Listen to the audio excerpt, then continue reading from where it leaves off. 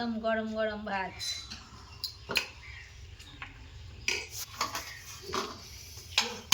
সবার জন্য ভাতগুলো বাড়ি।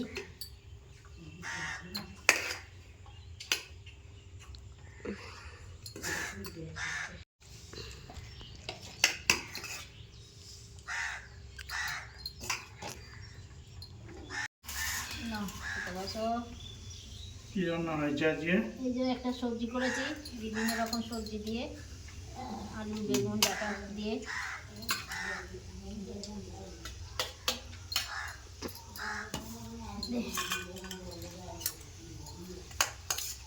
এই নাও আলু ভাজা।